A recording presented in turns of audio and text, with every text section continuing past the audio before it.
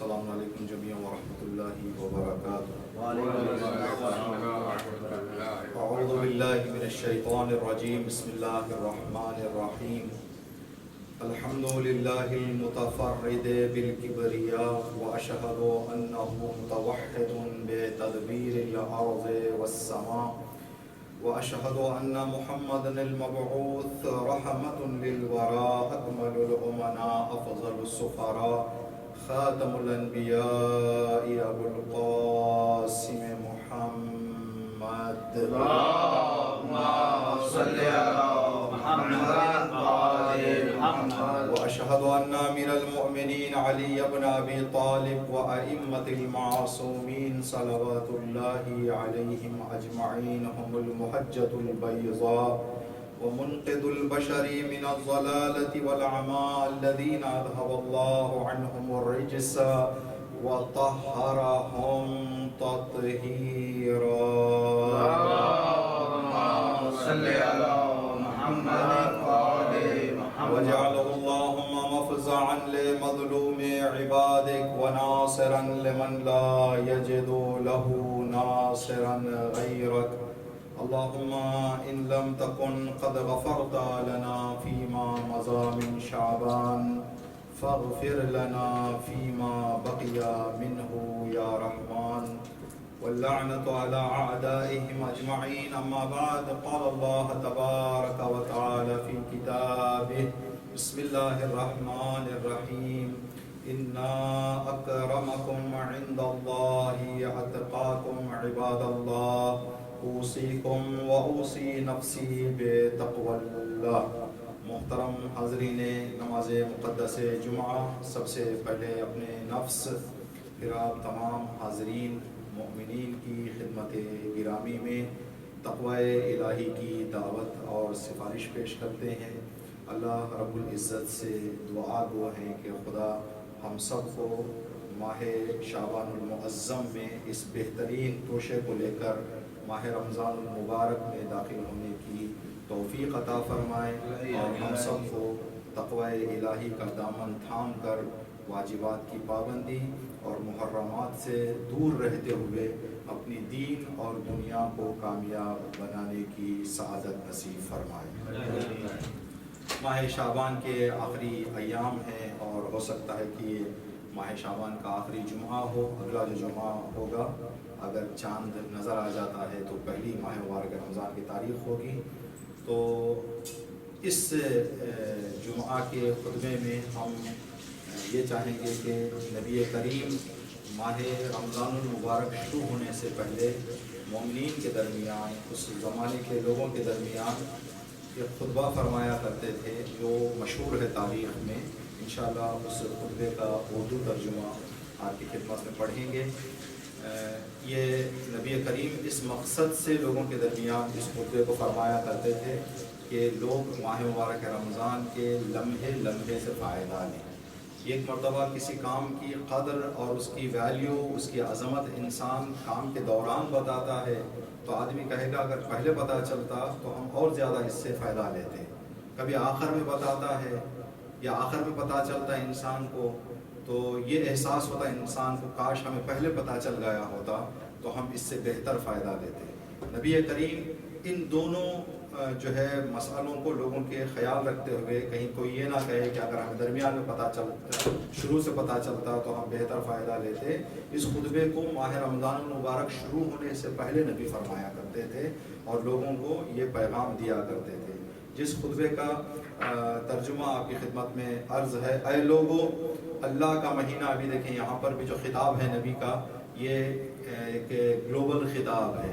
یہ نہیں فرمایا اے مدینے والوں، یہ نہیں فرمایا اے میرے زمانے کے لوگوں. اے لوگوں یعنی میرے سے اور آپ سے بھی خطاب ہے، اس لیے کہ لوگوں میں اور آپ بھی شامل ہیں. جس طرح سے خدا تبارک تعالیٰ نے قرآن پاک میں فرمایا یا ایھا الناس، اے لوگوں فاعبدوا ربکم الذی، اس رب کی عبادت کرو جس نے تمہیں اور تمہارے بڑوں کو خلق کیا ہے. نبی کریم نے بھی اسی لہجے کو استعمال کرتے ہوئے فرمایا کہ ماہ مبارک رمضان صرف مسلمانوں کے لیے رحمت نہیں ہے، مومنین کے لیے رحمت نہیں ہے، بلکہ ماہ مبارک رمضان انسانوں کے لیے رحمت ہے.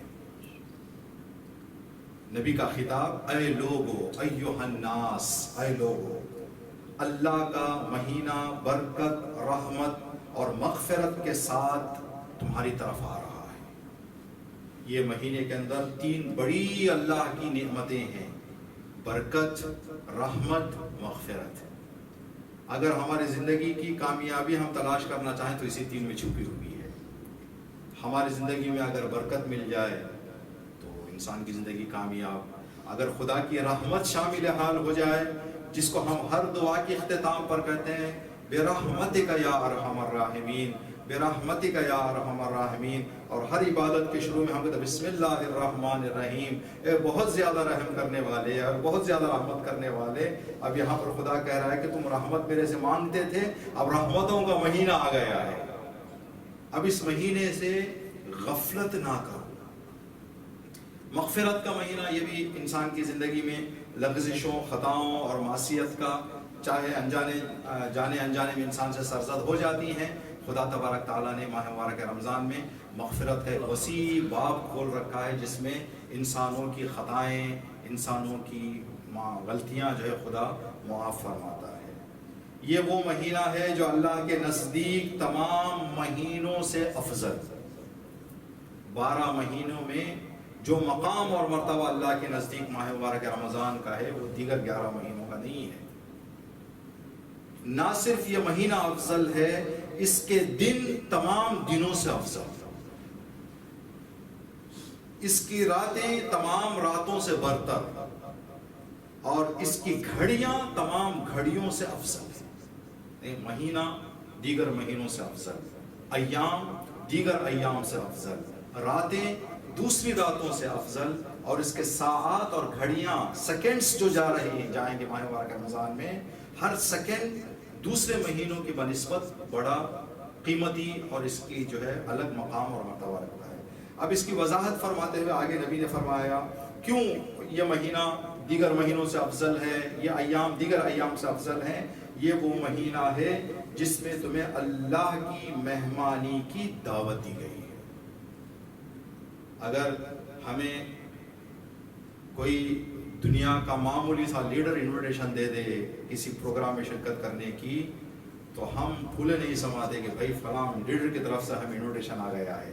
رب العالمین کا انویٹیشن ہے بندوں کے لیے کہ بسم اللہ تشریف لاؤ۔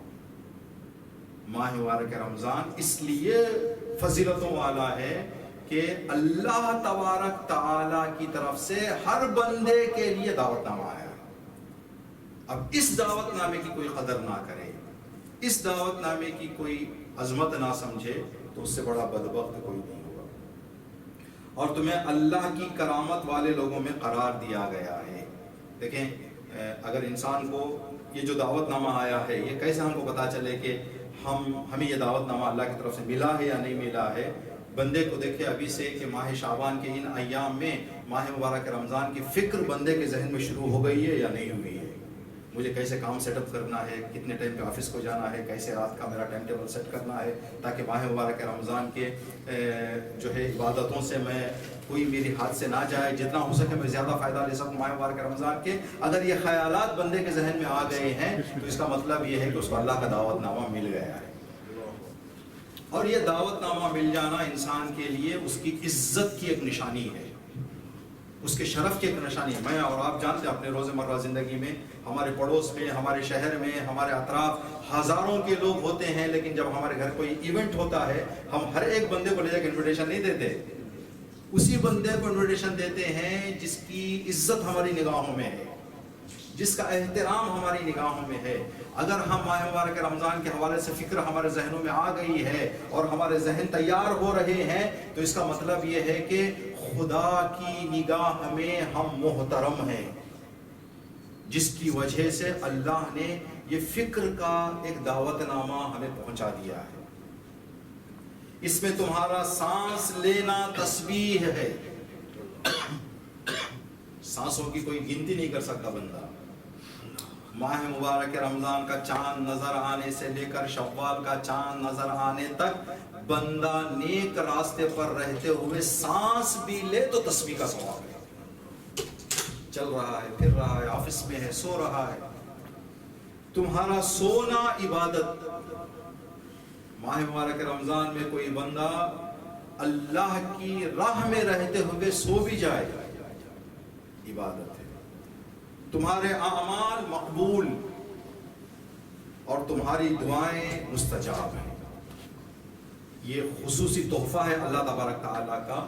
شاید دیگر مہینوں میں انسان کے اعمال جلد قبول نہ ہوں، لیکن اس مہینے میں اللہ اعمال قبول کرے گا، دعائیں مستجاب کرے گا. اسی لیے کہا جاتا ہے ماہ مبارک رمضان دعاؤں کا مہینہ. جتنی دعائیں ماہ مبارک رمضان میں ہمارے درمیان آئی ہیں، شاید دیگر مہینوں کے لیے ہمارے پاس اتنی دعائیں نہیں. ہر دن کی دعا، ہر گھنٹے کی دعا، ہر دہے کی دعا، صبح کی دعا، شام کی دعا، بہت ساری دعائیں ہیں جو ہمیں اس نورانی اور بابرکت مہینے کے ماحول سے اور اس کے فیوزات سے خدا تبارک تعالیٰ اور اہل بیت علیہ السلام ہمیں فائدہ پہنچانا. بس سچی نیتوں یہ شرطیں ہیں نبی کریم جو فرما رہے ہیں.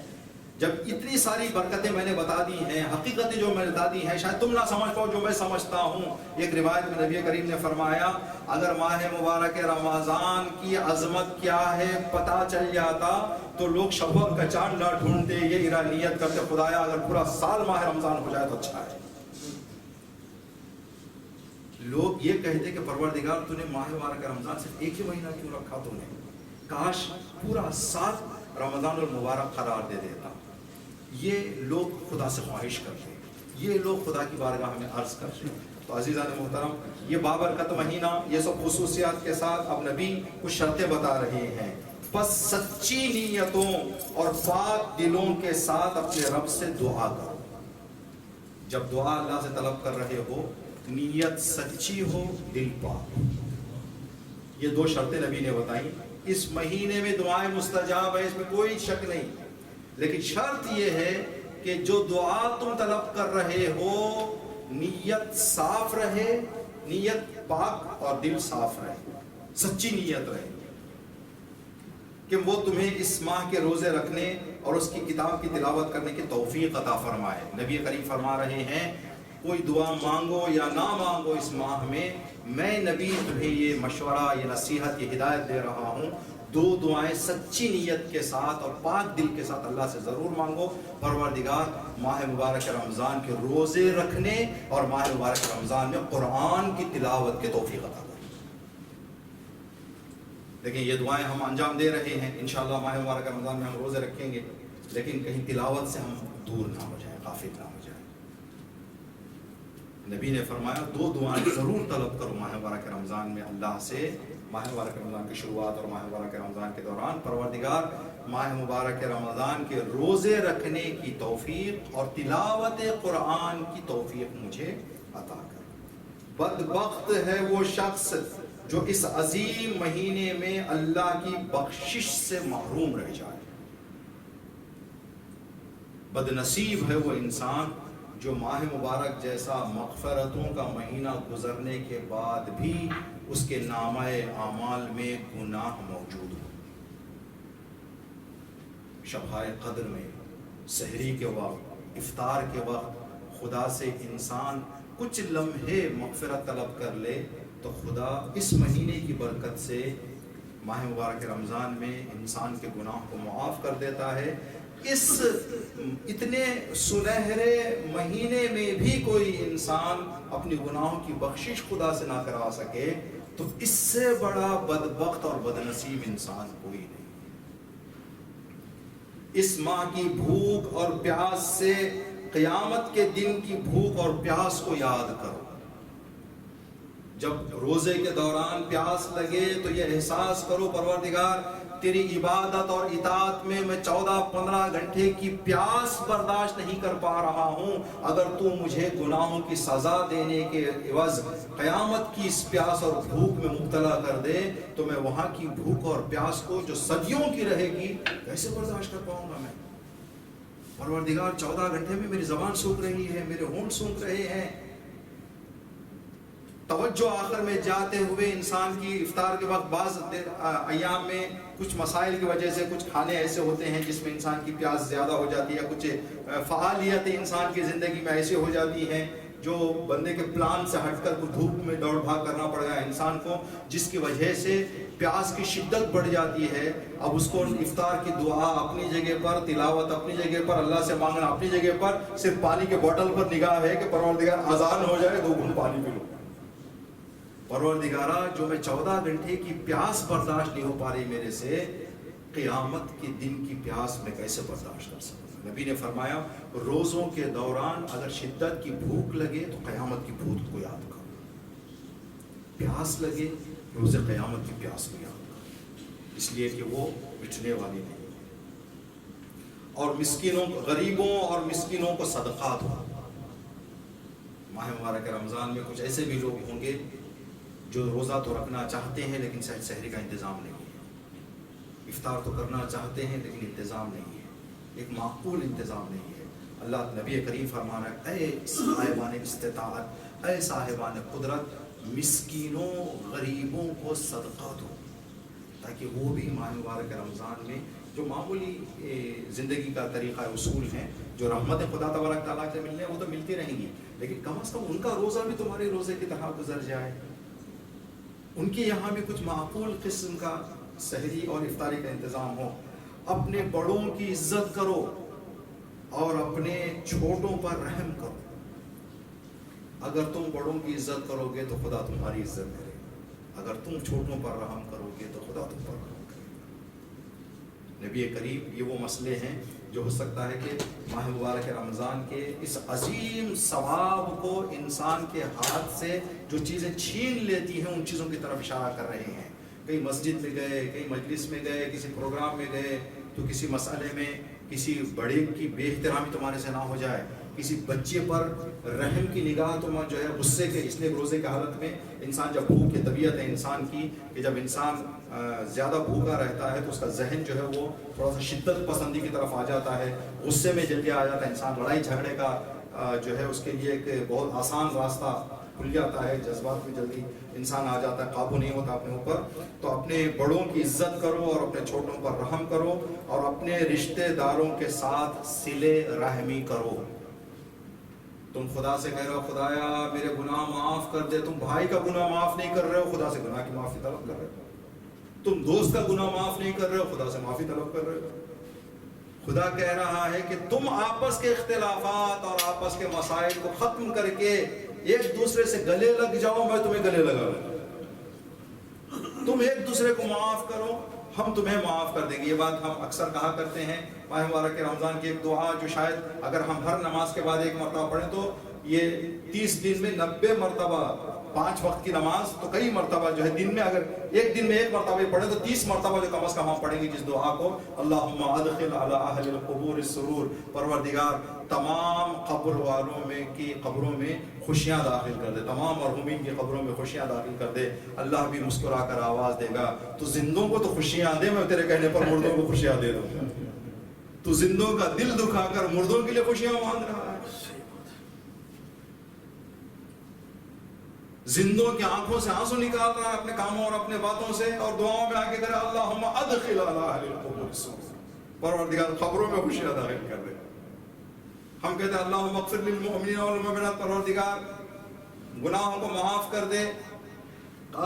یہ معاملہ ہے، اللہ تبارک تعالیٰ نے 2-3 جگہوں پر قرآن کریم میں فرمایا اذکرونی اذکرکم، تم میرا ذکر کرو میں تمہارا ذکر کروں گا، تم میرے وعدے پورے کرو میں تمہارے وعدے پورے کروں گا۔ اللہ نے ایک معاملہ کیا ہمارے درمیان، جو کام تم مجھ سے طلب کر رہے ہو اس کی ایک جھلک اپنے میں بھی کر کے تو بتاؤ، تب جا کر میں تمہاری دعاؤں کو قبول کروں گا اور تمہاری حاجتیں پوری کروں گا۔ اپنی یہ بہت بڑی بات ہے جو نبی آگے فرما رہے ہیں، یہ وہ خطرے ہیں جو ماہ مبارک رمضان میں ہمارے اجر اور ثواب اور عبادتوں کو جو ہے بے قیمت بنا دیں گی۔ اپنی زبان کو ان باتوں سے بچاؤ جو نہ کہنی چاہیے۔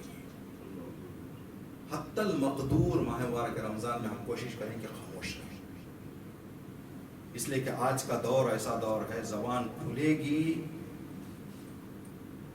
تو کوئی نہ کوئی ایک ایسا مسئلہ سامنے آ جائے گا۔ آج کل ہم اور آپ ایک دوسرے سے ملتے ہیں، ایک دوسرا بندے سے میں کیسا ہوں تم کیسا ہو کے بجائے سیدھے چلے جاتے تھرڈ پارٹی کی طرف۔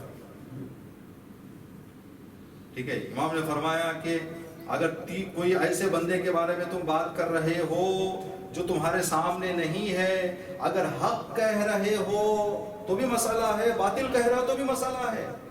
اگر کوئی چیز اس میں نہیں ہے جو تم کہہ رہے ہو تو اس کے اوپر الزام ہے. اگر ہے اور وہ راضی نہیں ہے تو غیبت ہے. ایک بندہ سب کی مدد کر رہا ہے لیکن راضی نہیں ہے کہ دوسروں کو بتائیں کہ بھائی میں مدد کر رہا ہوں لوگوں کی. ہم آ کر کسی کے سامنے آپ کو بتائیں وہ بندہ مدد کرتا ہے فلاں کی. جو بندہ اپنا ایک راز رکھنا چاہتا ہے وہ ہم آ کے لوگوں کو بتا دیں، جس پہ راضی نہیں ہے غیبت ہو جائے گی. اگر وہ چیز نہیں ہے اس کے اندر تو الزام ہو جائے گا.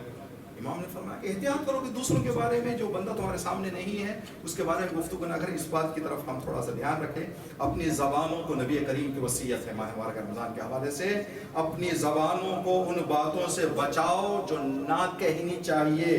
اپنی نظروں کو ان چیزوں سے پھیر لو جنہیں دیکھنا تمہارے لیے حلال نہیں. اسپیشلی جب ہم ریلز لے کے بیٹھیں گے، جب موبائلز لے کے بیٹھیں گے تو آج کل گناہ یہی نہیں کہ سڑک پہ ہی جائیں گے تو گناہ ہوگا، آج کل یہ بھی ہمیں گناہوں کی طرف لے کے چلا جائے گا. تو جو چیزیں ہمارے لیے دیکھنا حلال نہیں ہے ان چیزوں سے نبی نے فرمایا اپنی نظروں کو پھیر لو، نظروں کو پاک رکھ لو، اور اپنے کانوں کو ان باتوں سے بند کر لو جن کا سننا تمہارے لیے جائز نہیں. چھٹے امام کی حدیث ہے یا سیدہ فاطمہ کی سلام اللہ علیہا کی فرمایا کہ جب روزہ رکھو تو صرف تمہارے پیٹ کا روزہ نہ رہے بلکہ یہ روزہ تمہارے کانوں کا بھی رہے، تمہاری آنکھوں کا بھی رہے، تمہارے جلد کا بھی رہے، تمہارے بالوں کا بھی رہے، بدن کے ہر عضو کا روزہ رہے. سوال کیا یہ ہر عضو کا روزہ کیسے ہوتا ہے؟ کہا خدا تبارک تعالیٰ نے جن نعمتوں کو جس استعمال کے لیے عطا کیا ہے، حلال جائز استعمال کے لیے، اس کو حلال اور جائز راہ میں استعمال کرنا یہ ہر عضو کا روزہ ہے. اگر آنکھوں کو ناجائز چیزوں سے ہم بچا رہے ہیں تو یہ آنکھوں کا روزہ ہے. اگر کانوں کو وہ ان چیزوں کو سننے سے ہم بچا رہے ہیں جو اس کو نہیں سننا چاہیے، یہ کانوں کا روزہ ہے. یتیموں پر مہربانی کرو تاکہ تمہارے بعد تمہارے یتیموں پر مہربانی کی جائے. اپنے گناہوں سے اللہ کی بارگاہ میں توبہ کرو اور نماز کے اوقات میں اپنے ہاتھ دعا کے لیے اٹھاؤ، کیونکہ یہ بہترین اوقات ہیں جن میں اللہ تعالیٰ اپنے بندوں کی طرف رحمت کی نظر سے دیکھتا ہے. جو بندہ سجدے میں سر رکھ کر تو بہت بلند ہے کہہ چکا ہو، اس کے بعد کچھ مانگ لے خدا سے تو خدا کہے گا تو نے مجھے اعلیٰ کہہ دیا، تو نے مجھے عظیم کہہ دیا، تو نے مجھے رب کہہ دیا، تو نے اپنی جبین میرے سامنے جھکا دی، اب میں تجھ پر ہر رحمت دینے کے لیے تیار ہوں. ماہ مبارک رمضان بھی ہوگا، عبادتیں بھی ہوگی، تو نبی نے فرمایا کہ نماز کے بعد دعا سے غافل نہ رہے انسان. دعا کا فائدہ جب وہ اس سے سرگوشی کرتے ہیں تو جواب دیتا ہے، جب اسے پکارتے ہیں تو لبیک کہتا ہے خدا. اے لوگو تمہاری جانیں تمہارے اعمال کے گروی میں ہیں. ہماری جانیں اگر ہم نے اچھا کیا ہے تو اچھے چیزوں کے فرشتوں کے ہاتھ ہماری گرفت ہے، اگر ہم نے برا کیا ہے تو عذاب کے فرشتے ہمارا دامن پکڑے ہوئے ہیں، ہمیں عذاب کرنے کے لیے تیار ہیں. ان کی مٹھی میں ہمارا گریبان ہے. نبی نے فرمایا تمہاری جانیں تمہارے اعمال کی گروی میں ہیں، استغفار کے ذریعے انہیں چھڑاؤ، خدا سے توبہ کرو تاکہ یہ فرشتے تمہارا دامن چھوڑ دیں اور تمہیں ان سے نجات مل جائے اور اللہ تمہیں پاک کر دے. تمہاری پیٹیں گناہوں کے بوجھ سے دبی ہوئی ہیں، بس سجدوں کو طول کر کے اس بوجھ کو ہلکا کرو. تمہارے پشت پر گناہوں کا ڈھیر ہے، انبار ہے، بوجھ ہے، تو اس بوجھ کو ہلکا کرنے کے لیے طویل سجدے کرو. ایک جگہ سبحان ربی الاعلیٰ کی جگہ 2 مرتبہ سبحان ربی الاعلیٰ. صرف سجدے میں ذکر کے جگہ پر صلوات یا جتنا بندہ سجدے میں وقت گزار سکتا ہے خدا تبارک تعالیٰ کی بارگاہ میں. اے لوگو جو شخص اس مہینے میں کسی مومن کا روزہ افطار کرائے گا اسے اللہ کے ہاں ایک غلام آزاد کرنے کا ثواب ملے گا. اگر ایک مومن کسی ایک مومن کے افطار کا انتظام کروا دے. روایتوں میں یہاں تک بتایا گیا کہ اگر تمہارے پاس اتنی طاقت اور استطاعت نہیں ہے کہ تم مفصل کسی کو افطار کروا سکتے ہو تو ایک کھجور ہی صحیح. ہم یہ مشورہ یہاں پر دیتے ہیں کہ آپ آ رہے ہیں اپنی جگہوں سے، ایک پانی کا باٹل لا کے ایسی جگہ رکھتے ہیں کہیں پتہ ہی نہ چلے کہ کون لایا ہے، کس نے رکھا ہے. کوئی بھی ایک روزے دار پی لے گا تو ہمارا جو افطار کرانے کا اجر و ثواب ہے وہ ہمیں مل جائے گا. خدا تبارک تعالیٰ کی طرف سے کہا کہ غلام آزاد کرنے کا اور اس کے پچھلے گناہ معاف کر دیے جائیں گے. آگ کے عذاب سے بچو اور وہ آدھے کھجور یا ایک گھونٹ پانی سے ہی کیوں نہ ہو. یہیں پر نبی نے فرمایا افطار کرواؤ تاکہ عذاب سے بچ جاؤ. وہ افطار کرانا ایک گھونٹ پانی یا ایک عدد کھجور کے ذریعے ہی کیوں نہ ہو، لیکن افطار کے اجر سے محروم نہ ہو جاؤ. البتہ گھروں میں جو افطار کا ہم انتظار یہ کرتے ہیں، اس کے اندر جو ہماری فیملی ہے اس کا بھی اگر ہم ان کے بچوں کا اور اس کا یہ بھی افطاری میں شامل ہو جائے گا. بس نیت انسان کے لیے یہاں پر ہے. ابھی خطبہ اور تھوڑا سا طولانی ہے، وقت کے دامن میں گنجائش نہیں ہے، اور اس بات کو مد نظر رکھتے ہوئے ایک دو باتیں جو آنے والے مہینے کے حوالے سے ہے. جیسے ہم نے بتایا ہو سکتا ہے آنے والا جمعہ پہلی ماہ مبارک رمضان ہو، وہاں پر یہ باتیں بتائیں تو ہمیں جو ابھی خطبے کی شروعات میں ہم نے ذکر کیا کہ اگر پہلے پتہ چل جاتا تو ہم ان سے فائدہ لے سکتے تھے. روایتوں میں ماہ شعبان المعظم کے آخری 3 روزوں کی بڑی تاکید ہے. اگر جمعہ کو پہلی ہونے کا امکان ہے تو منگل، چہارشنبہ، بدھ اور جمعرات، یہ 3 روزے رکھ کر جمعے سے کنیکٹ کر دیں. اگر جمعہ پہلی ہوتی ہے تو پہلی رمضان المبارک ہو جائے گا، اگر نہیں تو 4 روزے ہو جائیں گے، کوئی مسئلہ نہیں رہے گا. روایتوں میں ہے کہ ہمارے ائمہ کی سیرت یہ تھی کہ ماہ شعبان کے روزوں کو ماہ رمضان سے جوڑتے تھے، اور اس کے متعدد ثواب بھی ذکر کیے گئے ہیں. سیرت اہل بیت پر چلتے ہوئے ماہ مبارک رمضان، نبی کریم نے فرمایا یہ میرا مہینہ ہے، اس مہینے میں میری عزت بڑھاتے ہوئے کچھ روزے رکھو.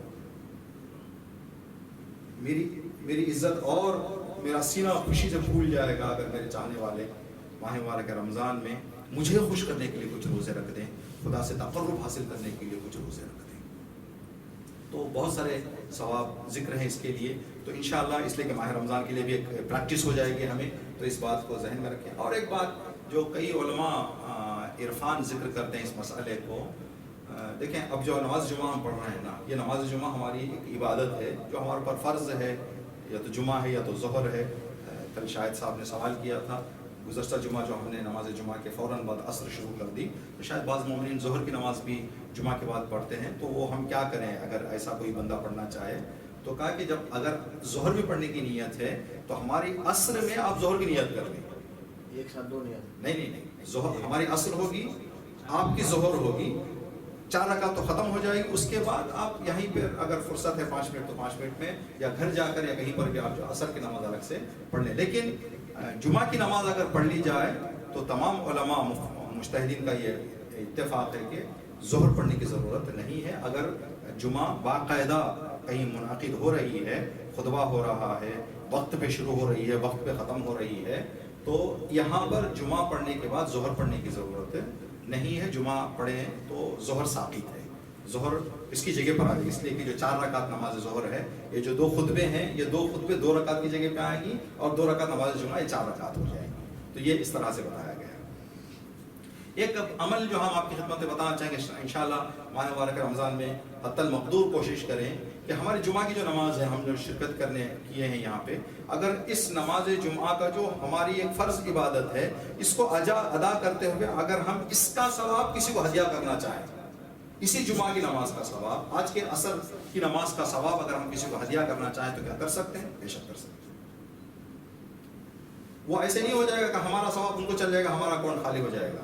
ہماری نیت دیکھ کر خدا تبارک تعالیٰ اس کو ملٹیپل کرے گا، اس کو ٹھیک ہے ملٹیپل کرے گا. تو اسی لیے بتایا گیا ہے کہ اپنے روزوں کی قبولیت کے امکانات کو بڑھانے کے لیے اپنے روزوں کو ایک معصوم سے ہدیہ کریں. پہلا روزہ نبی کریم کی خدمت ہے، دوسرا روزہ امیر المومنین کی خدمت میں تحفہ ہے، تیسرا روزہ سیدہ کی بارگاہ میں تحفہ ہے. چوتھا روزہ امام حسن، 14 معصومین کو 14 ہدیہ کر دیں. پھر 15 سے جناب عباس، سیدہ جناب زینب، جو آپ کو آپ کے ذہن میں خیال کسی کا نام آ گیا، کسی شخصیت کا جس کا ہم احترام اور عزت سے یاد کرتے ہیں، جن سے ہم وسیلہ اور واسطہ جن کو قرار دیتے ہیں، ان کو تحفہ کر دیں. ہماری نقص اور کمیاں جو عبادتوں میں رہ جائیں گی، وہ کمیاں ان کے تحفے بھیجنے کے عظمت میں وہ کمیوں کو بھی درگزر کر دیا جائے گا. ہمارے روزے قبولیت کے درجے تک پہنچنے کے امکانات بڑھ جائیں گے. اللہ تبارک تعالیٰ سے نبی کریم کے اس خطبے سے کا واسطہ دے کر دعا کرتے ہیں، پروردگار جو کچھ تیرے نبی رحمت رحیم نے اس ماہ رحمت کے لیے اپنے مہربان دل سے ہماری زندگیوں کے لیے اور دنیا کے مسلمانوں اور انسانوں کے لیے طلب کیا ہے، پروردگارہ اس پر عمل کرنے کی ہم سب کو توفیق عطا فرما.